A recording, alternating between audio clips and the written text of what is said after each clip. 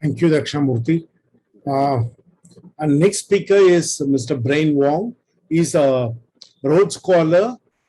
He's currently doing his postgraduate program at Balliol College at the University of Oxford. He's also the editor-in-chief of the Oxford Political Review. May I request Mr. Wong to make his presentation, please? Thank you very much. Thank you very much for that introduction, and thank you to all the speakers that have gone before me for the incredibly illuminating and insightful remarks. What I'd like to do in my brief intervention, and I assure you I'll keep it as brief as is possible, is I'd like to focus on two broad questions, which is essentially, what does the Afghan situation tell us about American foreign policy at large? And secondly, how are we to make of the current status quo in Afghanistan in relation to China? I'm by no means an expert on a country, and I'm by no means an expert on the geopolitical situation there, but I could only hopefully offer my 2 cents of worth on how I think the US and also China alike have responded to and will continue to respond to the evolving situation in Afghanistan. The broad observation I'll make before delving into a lot of these, I suppose, intricacies, though, is I think there's often this temptation to read Afghanistan or indeed the South China Seas, or indeed conflicts in Myanmar and whatnot, as merely an extension of so-called great power conflicts.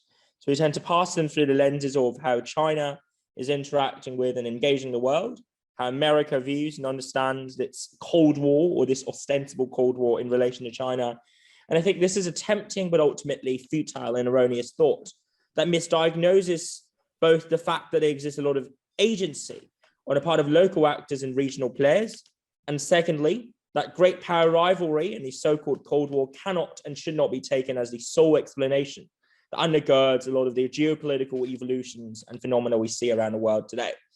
So with that said, I want to just start by looking at the US point of view and a perspective, so to speak. And there are broadly four key claims I'd like to establish here, and of course, I'd welcome any and all contributions and responses and questions along these lines. The first is that America's foreign policy in Afghanistan has always been defined by a hyper-defensiveness concerning its war against terror and war on terror, and it should not be read as a complete state-building exercise, nor was that indeed what Bush, Obama, or Trump, or Biden had intended when engaging in the policies at hand here. What I mean by hyper-defensiveness, there's often been this emphasis that's paradoxical, this duality that's paradoxical, rather. On one hand, there's the prong that concerns essentially keeping the Taliban as far away from Kabul and centers of power as possible in Afghanistan. And yet, on the other hand, America has also repeatedly insisted that its presence in Afghanistan is less about building a resilient and total government, because it's ostensibly learned that regime change is never the desirable logic to go, even though obviously many examples of its interactions and interventions in relation to Iraq, the Persian War, and also if you go further down the line in history, Vietnam and Cambodia, etc., have suggested otherwise. But anyway, let's grant that America was not keen and had never been keen on building up a fully fledged regime. And that's, I suppose, indeed a credible interpretation, because a lot of the resources allocated and devoted in Afghanistan was less towards constructing infrastructure and building up genuinely long-standing economic industries, but instead on counterterrorism, on de-radicalization efforts, and empowerment of local warlords and mercenaries that America thought they could rely upon in order to contain the Taliban threat. The upshot, of course, was eventually, after 20 years of spending trillions, pouring trillions into the country, America had struggled to construct, I think, a government that was able to respond to the anxieties and needs of a majority of folks on the ground, that despite the democratic elections that undergirded the two respective leaders of the civilian sort of Afghan government since the American toppling of the Taliban in 2001, there hasn't been a credible narrative that demonstrably suggested to the Afghan people that the West, the Northern Alliance, or indeed the central administration had the best interests in mind. That is not to say that America had failed, but it's to say that the hyper-defensiveness and emphasis upon sort of contingent containment of the Taliban inevitably resulted in a futile outcome. That is, the Taliban was not eradicated. The Afghan people was not converted away from the demerits of the Taliban, and that the administration, notably led by Ghani, who since left Afghanistan quite recently, was unable to win over the hearts and minds of folks in the country. That's the first point I'll note there.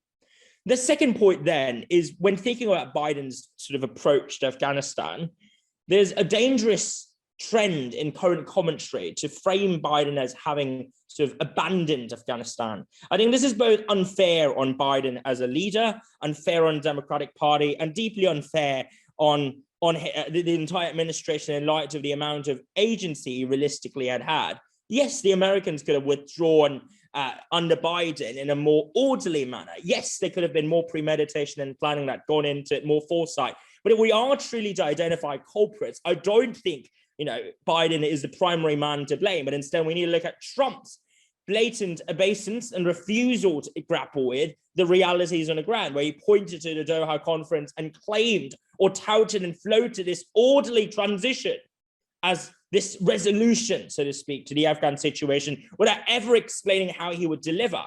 And yes, Trump has since come back to criticize Biden for this premature removal, premature withdrawal of troops, but recognize that the deck of cards that Biden had been dealt when he rose to power and entered the office was never a pleasant one, so to speak, that the political realities in Afghanistan of 2020 and 2021 would not have tolerated or permitted for a sustained American presence. And who's to blame for that? Well, we could blame Trump. We could also blame Obama for his failure to captivate or to capture and seize upon the chances and opportunities offered in the absence of the surge in Afghanistan in his first term, or indeed prior to that, Bush's inability to concentrate, and he turned himself, or turned America indeed, into a fox as opposed to a hedgehog, a fox that had its claws and whatever foxes have in each and every corner of the Middle East, as opposed to focusing on state building in Afghanistan and building up a resilient set of apparatus, institutionalized norms and cultures. But I don't think the blame should lie only and just with Biden. I reckon the root of the American sort of, you could say, withdrawal tendencies or reticence here can be traced all the way back to both Bush's impetuous offensive and also the war weariness has come to characterize the American zeitgeist. An interesting side note, though, of course, is that the American population has since become substantially more regretful over the withdrawal from Afghanistan in light of seeing, the images and the harrowing footages from Afghanistan today. So I think the second one I want to note here is it's not fair or reasonable to place the blame squarely and solely at the feet of Joe Biden and the current administration. The third note in relation to American foreign policy is what this suggests and foreshadows about the future. And I think a missing element in a lot of existing diagnosis here, and this is probably the only spot where I'd say the so-called new Cold War, whatever we would call it, analysis is indeed pertinent, is how America is seeking to repivot towards Asia and more specifically enact some sort of containment strategy against China. And the reality is, not only has Biden shown this continued hardline stance towards China that Trump had exhibited previously, he's also been seeking to build up multilateral containment campaigns, essentially, through both military cooperation, economic aid, and also the B3W, Build Back Better, institutions or global cooperative schemes, all of them as means in containing what the Americans view to be the greatest threat to the American hegemony and order.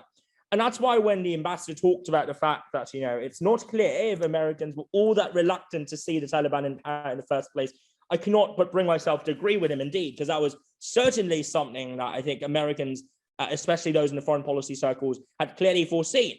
The fact that giving up their support and continued backing of Ghani's government would have led to an all but certain conclusion of a Taliban takeover as the end point. Why was that something that the Americans had opted for and been okay with? Well, it's a very simple fact that there are more important battles and more important battlefields for them to wage conflicts over, such as East Asia, such as containing their greatest worry and greatest threat. Now, whether or not bailing out of Afghanistan aided them in that cause, or alternatively stifled it, I reckon, is a question only time would tell.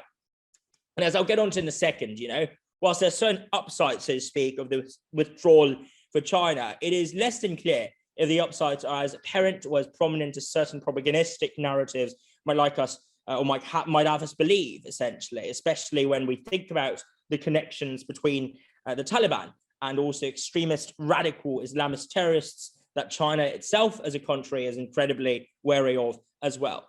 All of that is to say that an American withdrawal from Afghanistan must be read in conjunction with its expanding presence in the South China Seas and East China Seas, as well as other segments of the Indo-Pacific strategy and also a military sphere in the American directive at large. So these are the three key claims or points I'd like to raise in relation to America.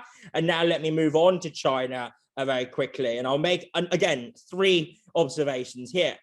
The first observation about China is, there's characterization that China is seeking to court the Taliban, and that this whole pragmatic bent in turn in Chinese foreign policy both underestimates the wariness and also institutional resistance that Chinese diplomats have towards the Taliban, as well as the fact that the Taliban has been historically associated with parties that China views with much skepticism, suffices to say, and that's an understatement, in, as mentioned by both of the previous speakers, the peripheral regions of China, in Xinjiang, and also to a lesser extent Tibet, and then finally the Sino-Indian border. All of this is to say that China's attempt to court or engage Taliban folks in Afghanistan should be read as a resolve or a solution of necessity, a pragmatic and inevitable turn. But does that indicate that China now trusts the Taliban or is willing to leverage upon them as a means of shoring up its Middle East presence? I remain hugely skeptical of that claim, because from what I presume and what I can gather, the overarching approach to Taliban is about damage control from China's point of view, that is seeking to not alienate Taliban further, such that Afghanistan becomes another reservoir or another source of instability and insurgency in sensitive regions that China does care a lot about. But more importantly, it's also a sign of a nod of respect, I suppose, or just a matter of courtesy in relation to the Sino-Pakistani relationship, where given Pakistan's importance to China in the Belt and Road Initiative, how China treats the Taliban is of utmost imperative and importance. Should China come across as seeking to alienate and distance itself from the Taliban, or seeking to condemn them and join in with the West, then that puts Pakistan in a very tough spot. Yet on the other hand, if China is indeed seeking to, or were to work actively and ardently with the new Afghan government, I think that too would come across as rather alarming for Pakistan, who views the Taliban as a core and critical proxy, especially in relation to other regional players, so to speak, in that part of the world. So I think China has a very fine balancing act of not coming across as overstepping its boundaries and lines, whilst also maintaining its ability to defend itself against potential uncertainty and instability that crops up from Afghanistan post-transition. The second comment then is, what does this mean for Chinese foreign policy at large in Southeast Asia or South China Seas? I was briefed that I needed to talk about this topic in my presentation. And my honest answer to that is I do not think whatever happens in Afghanistan would have a substantial bearing on how China treats ASEAN, Southeast Asia, Myanmar, namely within it, Malaysia, or indeed the South China Seas. The reason why some folks might think there's a connection or an association here, right, is the argument of, what does this say? What does this tell us about the trenchant and or expansionist foreign policy that China might now exhibit towards other spheres of the world? But I find that a very simplistic characterization of China's prudent calculus and incentives in relation to the Taliban. For China, whatever happened in Afghanistan was a foregone and also foretold conclusion. The writing had been on the wall. That was also why Wong had engaged with and continually maintained ties with the Taliban leaders before and after the Doha meetings and all of that. But whether or not that therefore means that China is seeking to convert regions in Middle East or Southeast Asia into proxy spheres of influence, I reckon that's an overstated conclusion for two simple reasons. Firstly, Chinese foreign policy ultimately remains overarchingly defensive around its own interests, around its own economic interests, the consolidation of the Communist Party's grip over power in the country, and above all, the successors of Belt and Road and all of these economic superstructures seeking to push forward in Central Asia, in South Asia, and also Southeast Asia, and to some extent in East Africa. But none of these, mind you, requires China to necessarily have a strong geopolitical foothold in the region, nor does it imply that China, indeed, this is something that China is very wary of, that China must commit troops to regions in which it's not familiar. And China learns and has learned from the mistakes made by America. It recognizes that sending troops in a way to overstretch oneself and also stretch into areas in which you have no accurate knowledge and understanding and appreciation and ability to grasp and grapple with the hearts and minds is not a wise move. And that is also why I think China's concerns for Afghanistan, concerns over Afghanistan, would remain on a purely risk containment and aversion level, coupled with economic consolidation, with no attempt or ambition, rather, to push forward geopolitical and military expansion into that part of the world as well. And finally, I'm aware that I'm speaking all the time, so I must apologize for that. Just one final note on Chinese foreign policy at large. When reading how China interacts with Afghanistan, rather than just seeing it through purely US and China-centric lenses, I actually reckon China's attempt to court and develop a more sort of structured and functional alliance system in the Middle East might offer a more tenable interpretive framework for us to understand what China is trying to do with Afghanistan. Because once we read it through the lenses of China seeking to build more bargaining power and leverage against other partners and also prospective allies in the Middle East, then much of this becomes, it's easier to rationalize and also understand it completely, that rather than seeing it as an attempt to expand militarily into Central Asia, it's more about having that bargaining chip, okay, against Saudi, against Iran and whatnot, in ensuring that China not only has a foothold in a region, but also the unpredictability and the capriciousness of the Taliban can be harnessed somewhat as a means of keeping other forces and powers in check in the area. So I'll stop right there and thank you very much, and apologies for speaking slightly over time. I think it's by 45 seconds. I've been timing myself. So thank you very much. Cheers.